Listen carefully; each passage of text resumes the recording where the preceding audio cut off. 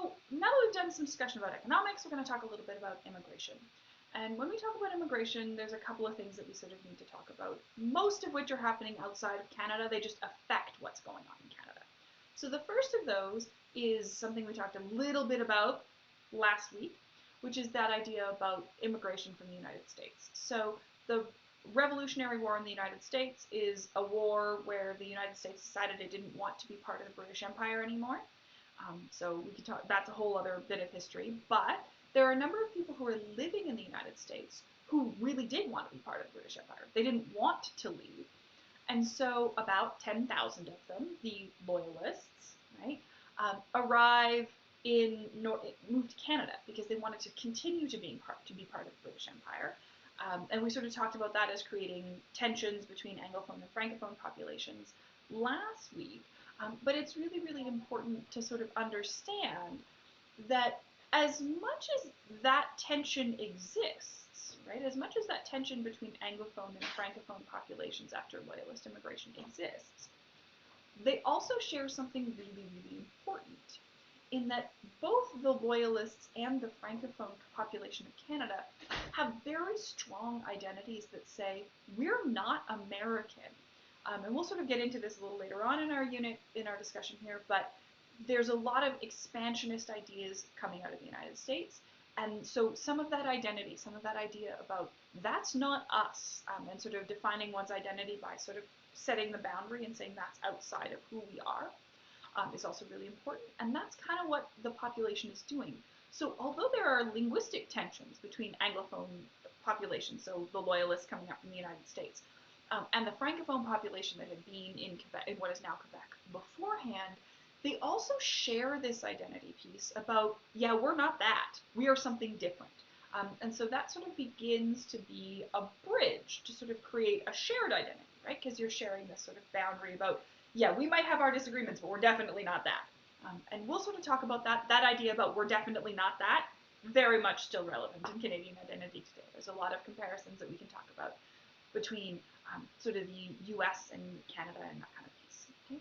The other thing that you need to understand in terms of immigration to Canada in that sort of early colonial period is that there's a lot of people who come but don't stay.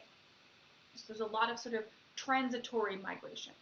Some of that is seasonal, right? So we talked a little bit, very, very briefly, about cod fisheries, and we're sort of talking about Canada as a resource-based economy.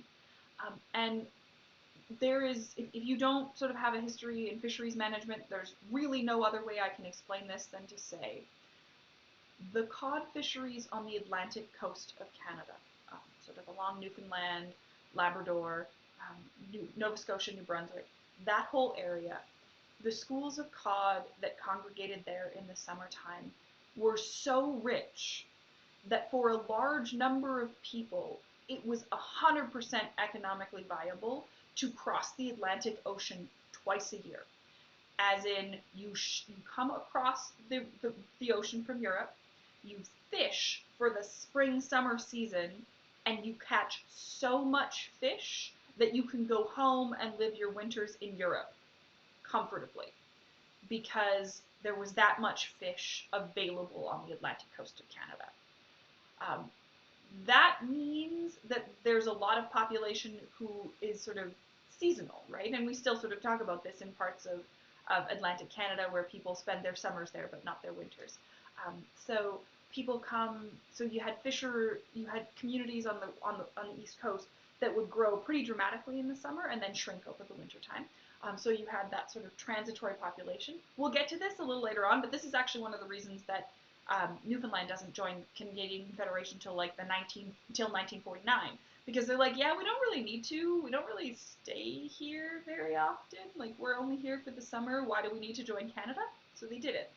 So there's that kind of seasonal migration. But the other sort of transitory migration, this sort of conversation about migration into and then directly out of Canada, is to understand that if you are coming from most of Europe, the ports in Eastern Canada are much more accessible than the ports in the northeastern United States. So it's easier to navigate through the St. Lawrence River and land in Montreal and then land in Quebec City. than it is to land in say, New York. Okay? And that's really, really, really important because that safer Atlantic voyage was really attractive to a lot of people. And that means that from about 1805 till about 1850, you have a whole lot of people, um, like numbers around 800,000 people coming from Britain, arriving in Canada in that sort of period, but the vast majority of them immediately left the United States. Okay? So that means that and I mean, 800,000 people is a lot of people now, but it is a lot of people in the 1800s. That's sort of like the entire population of the country coming in and then leaving, right? At least the European population of the country. The Brits don't really count the indigenous people as people at this point in time. We'll get to that next week. But that's the entire sort of European population of the country, and it's coming in and then leaving almost immediately. And one of the reasons for that is essentially that there was a perception in Europe that there were better economic opportunities for migrants to the United States. We can talk about that in terms of the weather is a little bit better, there's a little bit less of that, and the sort of accessible farmland is closer to the east coast of the United States than it is to the east coast of Canada. So if you want to get to really, really, really great agricultural land, you're basically talking about coming into Saskatchewan and Alberta, and that means a very long trip across the Canadian Shield, i.e. all of the rocky forested parts of Ontario, and people didn't really want to do that when there was close, accessible, and cheap farmland in the US. So there's a lot of people who left for the US in that sort of context. And that immigration pattern is important to understand because in a lot of ways it means the Brits were dealing with the same problem that the French were dealing with, which is like, we can't get people to stay here.